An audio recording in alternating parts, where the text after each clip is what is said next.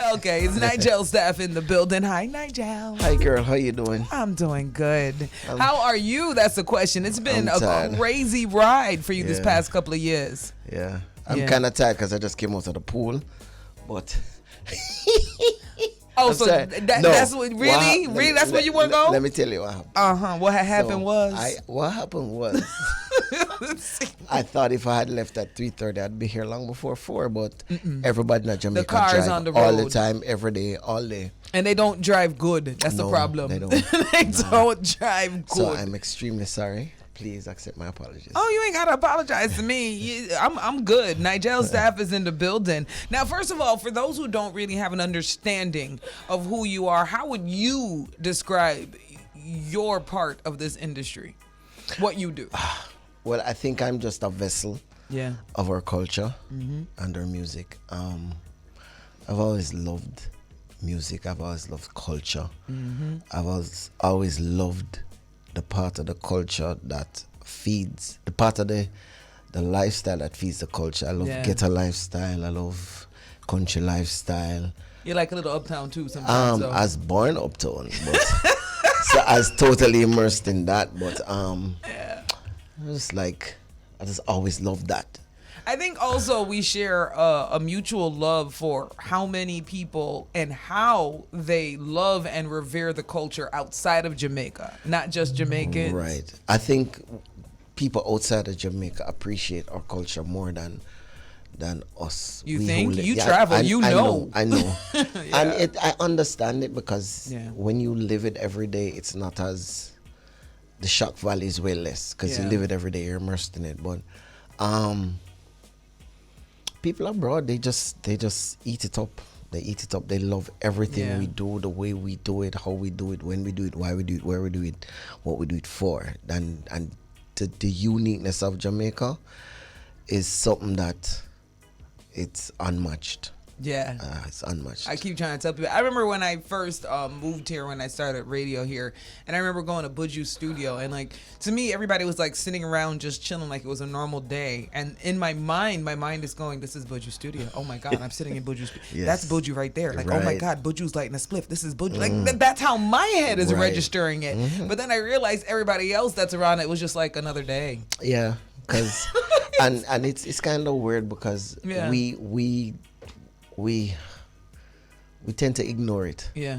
And I think every Jamaican should travel because that's when your eyes get open and you really realize that what we take for granted is so special. To other people. The average Jamaican don't realize how important Aki is. Aki is unless you have to bite in a tin in a New York. you know what I mean? You pass the Aki tree every day, and then when you're abroad now, and you really want Aki, and you're like, no, this is not it. So when you come back home, a tasty spotty is a treat and a half. You see, the man said tasties. That's the name he called. I'm just saying that's the first. That's my go-to too. Big up the tasty. Yeah, big up. But I mean, so when you apply the same principles to music and performance and lifestyle, you have to multiply it by 1,000. How do you keep a band like Ruff Kutt's name so cemented with not just the greatness of the instrumentalists involved in the band, but the name of professionalism? Because as far as bands that have been doing concerts for years, Ruff Kutt is one of the most professional, on-point bands that I keep seeing consistently. Wow. Well, let me first say it's not a one-man show. Couldn't be. It's everybody all the time. Bassy, Jommy, Gitsy, Scatter, Brenton. It's what they do all the time. It's how they see the music and how the role they see themselves as I told you earlier, we see ourselves as vessels of the culture. Yeah. That's one. Two, we've never ever thought of ourselves as being at the top of the game. Who's above you? It doesn't matter. Okay. There's always something we can do better. There's always something we could execute differently. There's so many options all the time that we are so hooked on, and we're so willing to try. It's not about I told you it wasn't gonna work. Yeah. It's about making all the options work. So with that work ethic and with that attitude, I think that's what has our name as a household name, so to speak. Yeah. Stop acting shy with no, but it's I mean, it's true, honestly, I don't know how else to process it, because at my age, I mean, Ruff Kutt is like 33, 34 years old. I was going to ask that next. Yes, yeah. and almost 40. Yes, and we still feel like we started last week. We still feel you way. can still see the joy in all of the faces when you are all performing and on stage. But the question I want to know, especially like during something like a pandemic where there's such a slow on shows, and even after the pandemic, I don't think we have as many shows worldwide and as many shows bringing in bands as we once did. How do you adjust to those type of changes? Well, first of all, Ruff Kutt has always dealt with the business, as just as much as we've dealt with the music of it. Okay. So we've always sought to position ourselves as lucrative and as competitive. So I don't think there's any show that says reggae or dancehall that has a roster of acts that Ruff Kutt can't play for the whole show, or Ruff Kutt will not be a part of it. Because we have given each artist and each section of the business a product that's the standard that we try to maintain and improve on all the while. So you're always gonna need us. What about an album, like a Ruff Kutt album? Has there? I don't recall any. Has there? No, there's never been one. 30-something years and no album, Nigel. I'll tell you why. I mean, people have asked this all the time, but when we came into the game as Ruff Kutt, we were actually a performing band like Bloodfire Posse, like Morgan Heritage. Yeah. But our journey through the industry led us to performing with other acts. That's just how the marketplace was at the time. I like how you phrase that, performing with other acts. Yeah, you don't just play for acts, you perform with them. Because if there are 20 acts on the show, the band morphs into 20 different acts when each act comes on. Exactly. You'll go from Luciano to like a Skeng, and it's like, wait a minute, how are you doing this? It's seamless, yes. Exactly. So that's why I said there's so many things that we continuously improve on. We've never thought we've been at the top of the game. All right, well, I'm making a request. I need a Ruff Kutt Christmas album, and I need y'all to visualize it. I need all of you in like the Santa hats and like the reindeer hats. I get it. I need the full Christmas. I get it. Okay. I'm just wondering if the marketplace wants it. I could do it. What kind of question is that? Stop thinking about the island. You know, worldwide. It's not about the island. It's Don't play with me. It's never about the island. It's about the culture. I'm just saying, when we see how they consume the music, the consumer consumes the music, it's more about the artist than the group. No, I stand corrected, but that's how I see it. Ruff Kutt is a cemented household name. I agree. If you put up, there's a Ruff Kutt Christmas special, and you guys have your special guests in between, but it's all about your instrumentals for Christmas interpretation. I'm in front of my TV watching it for my holidays. I got you. And I know many other people would be. So you want us to do a Christmas performance then, or a Christmas album? Both. A Christmas special that I can buy as an album. Okay, no problem. I got you. Let's work on it. Exactly. Right now. I'm not playing with you. I got you. It makes sense. It makes sense. Exactly. We need that kind of an energy. And this is something that we even started on the show. I said I needed to have a day where I even focus on bands, because I don't think there's enough focus on band cultures on the island. And in the meantime, the rest of the world is really facilitating and grooming all these other bands to become even bigger monster forces in the reggae industry, not just the music industry, but in the reggae industry. Definitely. They're like 400 and odd ska bands. You see that? And we don't play ska. And it's indigenous to us. So I get what you're saying. Yeah. and then we get mad when we see it grow and grow and grow. But I don't get mad. No, I don't get mad either. But I'm, you know how the Twitter finger people and the Instagram finger people, they just get mad over everything, but they're not doing anything to solve it. They just get mad. But that's the problem. So it's gonna come to a head where we're gonna see so much of it and none coming from us.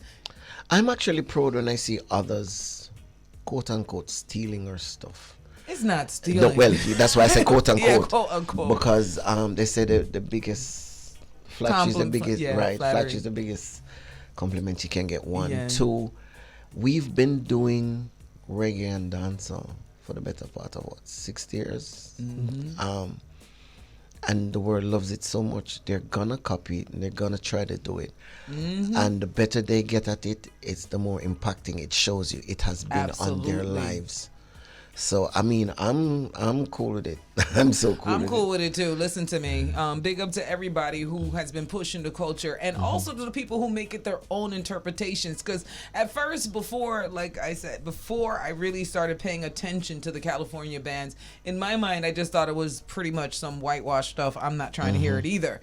And then going to Cali Vibes and actually listening to how they interpret it. They're not just singing about palm trees and coconuts. They actually sing about what's happening in their neighborhood and completely make it theirs. Yes, it's culture. But we know it's reggae. Yes. And that's it. And reggae is blatant and subliminal in everything they do worldwide. I mean, if you listen to 21 Pilots, a lot of their songs are reggae, but their songs are reggae songs. All they hit. I know, and people don't realize. I love them. I've always loved 21 Pilots. Yes, and there's so many. Yeah. I mean, Sting, a lot of his songs. I mean, they're like reggae. Maroon 5, Adam Levine is obsessed. Richie, yes, they're obsessed with it. So I mean, even if we can't, because of what's happening on the island, can't find that product that's marketable abroad, I think the fact that the persons who are positioned in the marketplace as stars and mega stars, the fact that they do what we do and seek to do what we do, it helps. Is part of the reason why we're still so relevant, and we need to embrace it.